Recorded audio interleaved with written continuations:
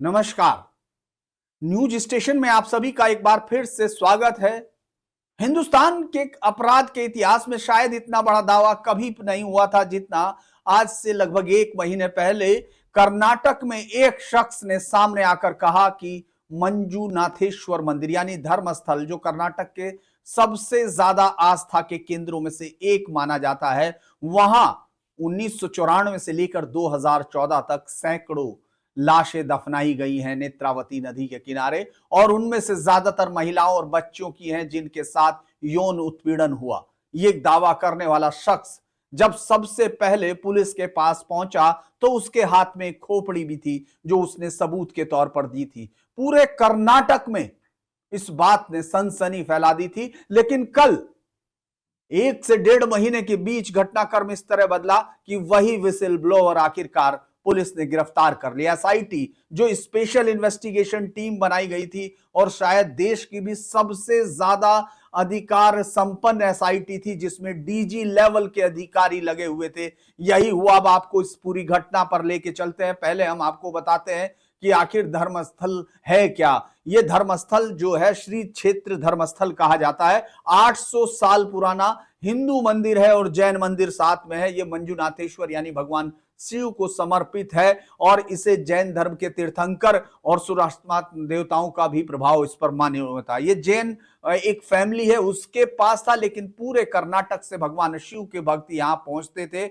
और इसके बाद इस धर्मस्थल पर अचानक एक शख्स पुलिस के पास पहुंचता है और पहुंचने के बाद वो ये कहता है कि उसने यहां इस पूरे इलाके में 1994 से लेकर 2014 तक सैकड़ों महिलाओं और बच्चियों की लाशों को दफनाया है और उन सब का यौन शोषण हुआ था। उसने कहा कि मंदिर परिसर के विभिन्न हिस्सों में गुप्त रूप से दफनाने का सिलसिला चलता रहा और शिकायत में जो इशारा था वो मंदिर प्रबंधन कमेटी से जुड़े हुए लोगों की तरफ था। ओपनली नहीं कहा गया, लेकिन वो इशारा सीधे तौर पर मंदिर से जोड़ा जा रहा था।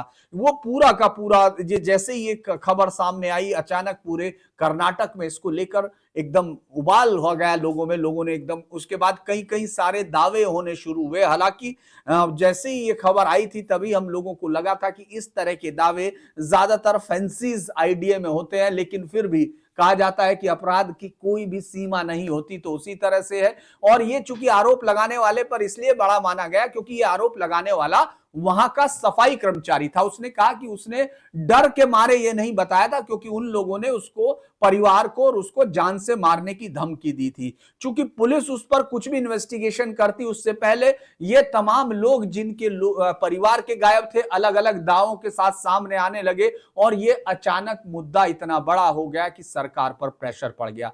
और इस पर जुलाई 2025 में कर्नाटक सरकार ने डीजीपी प्रणव मोहिंती की अगुवाई में एसआईटी बनाई है। आपने सुना नहीं होगा शायद कि डीजीपी की अगुवाई में कोई एसआईटी बनाई जाए, लेकिन ये बनाई गई और इसमें डीआईजी, डीसीपी और फोरेंसिक्स एक्सपर्ट शामिल किए गए। यानी इतनी हाई प्रोफाइल एसआईटी बनाई गई क्योंकि कोर्ट तक इस बात को लेकर संजीदा हो गए थे कि आखिर इतना बड़ा क्राइम का, इतना बड़ा वो अपराध का इतना बड़ा एक कोई खुलासा हो और उसका पता ना चले। सालों तक चलता रहा, दशकों तक ये सिलसिला।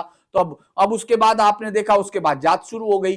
13 साइट्स उसमें बनाई गई पहले, और आपने देखा लाइव उस पर टीवी चैनल्स और तमाम मीडिया की खबरें थी क्योंकि पूरे देश में ये खबर बड़ी हो चुकी थी। लोग पहुंचे गए, साइट्स की खुदाई होनी शुरू हुई। जहां जहां उसने पहचान की थी उसको आपने देखा होगा नकाब से ढककर उसको ले जाया जाता रहा और वो बताता रहा। वहां तमाम जगह पर, एक जगह जो साइट नंबर 6 थी वहां एक कंकाल का आंशिक रूप मिला। उसके बाद साइट 11 और 13 में भी टुकड़े कुछ कुछ हड्डियों के मिले, तो लगा जांच होगी, उनको फोरेंसिक्स लैब में भेज दिया गया। और चूंकि जब लगा कि वहां तमाम लोग भीड़ होती थी और उसके बाद लगा कि नदी रास्ता बदलती है, नेत्रावती नदी के किनारे बहुत ही खूबसूरत और घना जंगल है, तो उस वक्त कहा गया कि अब ऐसे नहीं किया जा सकता क्योंकि हो सकता है इतने लंबे समय बाद, चूंकि जब जांच में लाशें नहीं मिली, उसने तो यह भी कहा था कि सामूहिक तौर पर दफनाया गया, उनको जलाया गया, लेकिन लाशें नहीं मिल रही थी, तब क्या होगा। तो उन्होंने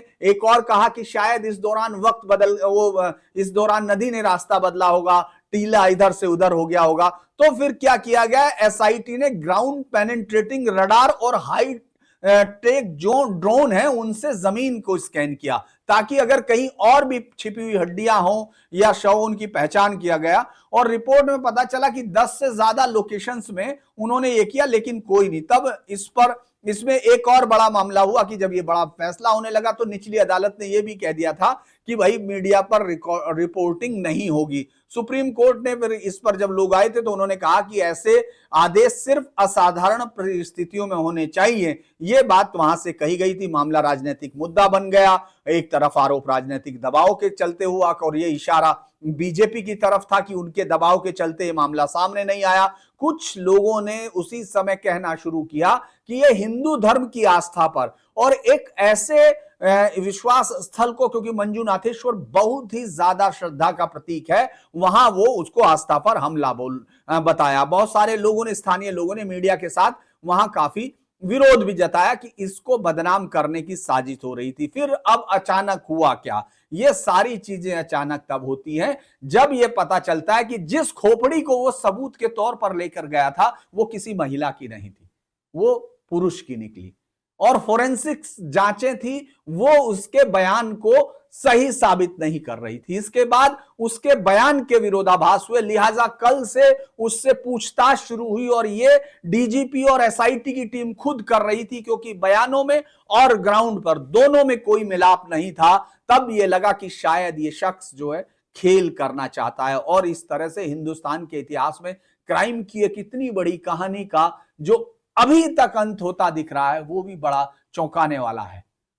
तो देखते हैं धर्मस्थल में आगे निकलता क्या है, क्योंकि अभी तक उसके चेहरे का नकाब नहीं उतरा है। और नकाब सिर्फ उसके चेहरे पर नहीं है, नकाब उन लोगों के चेहरे पर भी है जो एक इतने श्रद्धा के केंद्र को बदनाम करना चाहते थे। क्या वाकई हिंदू धर्म के उस मंदिर को बदनाम करने के लिए साजिश के पीछे कोई राजनीति है या फिर कुछ और? इस पर अभी थोड़ा इंतजार करना होगा। लेकिन यह आज की इतनी बड़ी खबर है क्योंकि लोगों को दहला दिया था कि सैकड़ों लाशें वो महिलाओं की। और इसमें मैं एक बात और जोड़ देता हूं कि सीबीआई की एक स्टेनो थी जिनकी बेटी अनन्या का वहां रेप और उसकी बात हुई थी, वो गायब है। उस पर जरूर अभी तक सवाल है, लेकिन ये तो विसिल ब्लोअर ही निकला जो खेल कर रहा था।